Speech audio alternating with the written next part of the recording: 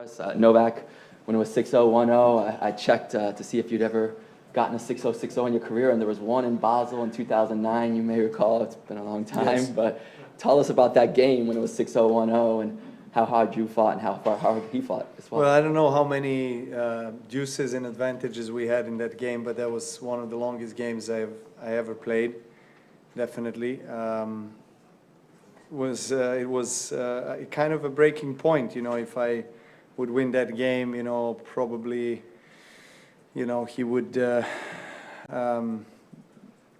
not elevated his level of tennis, but he has won that game, and I think that was a kind of a momentum shift a little bit. I mean, I was holding my serves very well, but he kind of got that energy also from the crowd and got himself pumped up and motivated. So it was quite competitive up to 4-3, and when I managed to break the resistance and break his serve and finish off with a good service game. Great atmosphere. I want to thank all the people from Tel Aviv and Israel for welcoming me and my team from the moment that we landed here. Everyone was very kind, very friendly. Super happy to be here and to be able to open up a tournament campaign this year the way I did. Okay, thank you, Novak. All right, if you have a question, I'll ask you please raise your hand and wait for me to call on you. And we also, I believe, have a microphone. There we are. All right, so we'll go ahead and begin with Jonathan. First of all, congrats for the win. It was 12 advantages, by the way. 12, wow. Yeah, Okay. during that game. It was your first official match since Wimbledon. It's been 3 months already. How did you stay in shape during that time? And do you feel, is there anything still missing in your game right now after you haven't played for so long? Well, there is always something that you can improve, and of course, I mean, most of the top guys, we are perfectionists and we're seeking to always play in a most efficient, perfect way, and then, I think that's what keeps us going in a way, right? I mean, that this kind of mentality of constantly seeking to extract the best level of tennis from yourself in any given day or tournament or match throughout the year. Not to say that I'm not satisfied. In contrary, I actually think that I played really high-level tennis throughout the entire match, particularly in those first 7-8 games. So a lot of positives to take to tomorrow's next challenge. As you said, I have not competed for 3 months, almost since the Wimbledon finals in the official tournament. So it has been a while, and I missed it. I missed this feeling of competition, of trying to win a match. And I was happy that in the second set, he elevated his game, and it was competitive, and I did feel my heartbeat go quite quick, quite fast, in those 15-20 minutes. So, I'm really pleased with the start of this tournament. Whether I'll be able to continue playing in this level, I don't know. We have to wait and see tomorrow, but that's the goal. In the second row here in the corner. The Israeli crowd was hungry to see you after yesterday with not playing. You played today in full blue and white, both in your wristbands and everything. And the crowd showed you his respect in back. You also here for a few days. How's Israel so far? Great, great, fantastic. With this kind of energy, I wish to stay longer, and I definitely want to return the respect of the crowd by going far in this tournament, hopefully winning it. I'm not going to be the only player, that wants to win the trophy. I know that.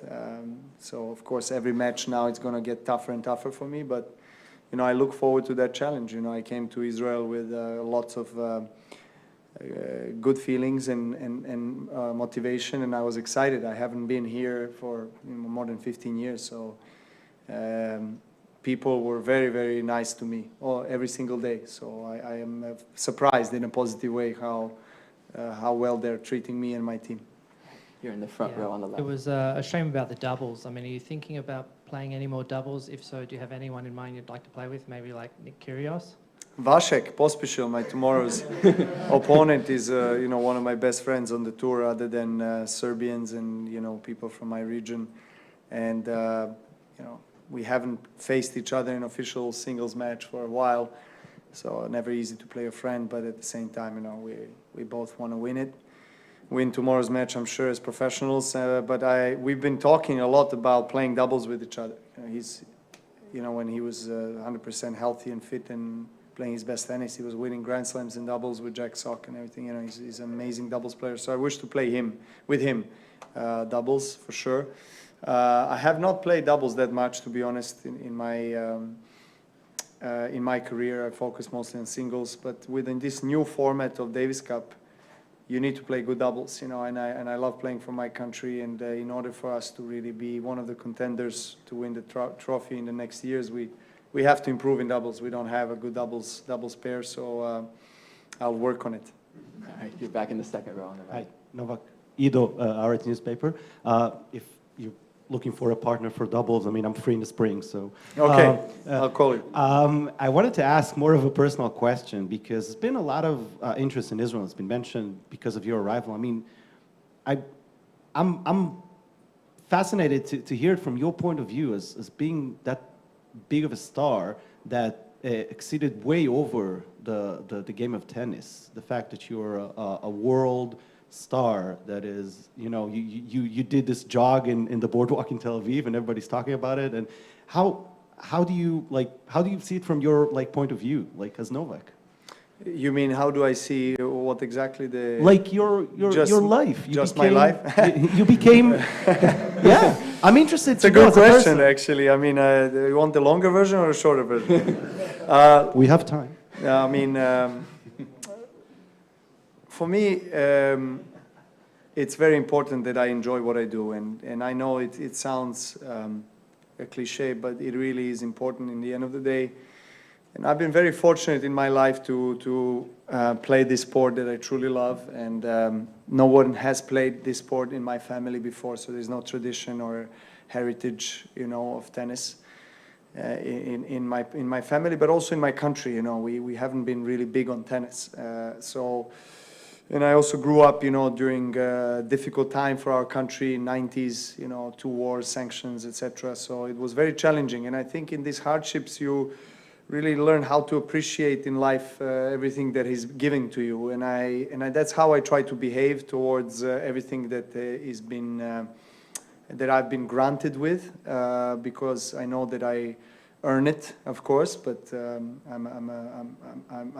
a man of faith, so I believe that the God really gives you the opportunities. So I'm really fortunate for that, and I try to stay grounded. I try to be humble and remind myself that majority of the people don't have this luck to do what they like to do and to be so globally successful and recognized for that. So coming from a small country like Serbia, I think helps me in life, helps me appreciate and balance things. So I am truly privileged to be living the life that I do, because right now, with everything that I have achieved, I don't have any pressure from anybody really, or anything to keep on going, to keep on playing. So it's purely my own decision, and of course with the support of the closest people in my life. And I've been living my dream, no doubt about it, and I still want to keep going. I still love playing tennis, with my children or whatever, or just hitting a tennis ball in a public park. For me, that's just brings back the memories of the child, when I was a child, and falling in love with the sport. So of course I love competing as well. The things are different today than they were maybe 5, 10, 15 years ago for me. I don't play as much and travel as much, so I pick my tournaments, I pick where I want to. And now actually that's why, one of the biggest reasons why I came to Israel is because I really wanted to explore new places, where I haven't played. And I played here only Davis Cup many years ago. So, when I heard there's a tournament here, I said, okay, I haven't played a tournament in a while, and I wish to go to a new place, and experience, some new experiences, and also try to promote in a positive way our sport, because I have the responsibility as Nadal, as Federer, as anybody else, or young guys like Alcaraz, we all play very globally popular and recognized sport, so we have also this I think responsibility that we have to think about. We have to be conscious that when I'm on the street, or working out, as that video that you saw, I don't represent myself only, I represent my country, but also sport, and I like to get people involved in tennis, to invite them to come, and I had this kind of interactions with people here on the beach in Tel Aviv, and it's nice to see actually they're playing a lot of, I don't know how you call it, like this beach tennis. What's it called? Mat court. Okay, mat court. I call it beach tennis, but okay, it's close enough. Anyway, it was funny the other day when it was a holiday here, and so many people on the beach. I think it was 2 or 3 days ago, and I'm staying close to the beach, so I, when I opened my window in the morning, I could hear this sound. It's like 100 people playing, and it's fun. When I see a racket and a ball, it attracts me. I want to go there and I want to play with them. Actually, today, one guy asked me to play with him, and I was rushing to get to. I said, if you're here tomorrow, we'll have a hit. But it's fun. Look, in the end of the day, we always, I feel like, have to try to look for things that make us happy, that make us fulfilled, really. And tennis makes me happy. I still enjoy traveling. I miss my family, although, so I don't enjoy it as much as I used to. So, you have to find a balance, and we are all evolving. We're all constantly changing. So life is a learning process, constant learning process. All right, we'll finish. That's a longer version. We'll finish here in the front. Yeah. And thank you. First, congratulations on a fantastic match. Thank you. You got some bad reactions from fans about coming to Israel. People who are boycotting Israel or just not in favor of your travel to here. What is your reaction to them? Yeah, I heard about that. Look, you can't always have everyone happy, and I understand that there's a lot of political sensitivity in this area, and like it is in my area, and I grew up in this kind of conditions of political tension constantly in the region. So I understand that some people mind,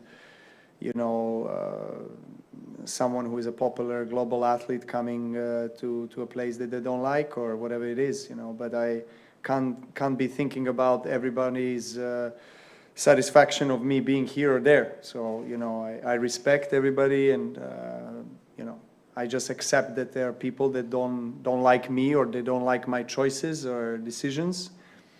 It's fine, it's okay, but I enjoy myself here. I like being here. I like playing, as I said, the new tournaments, and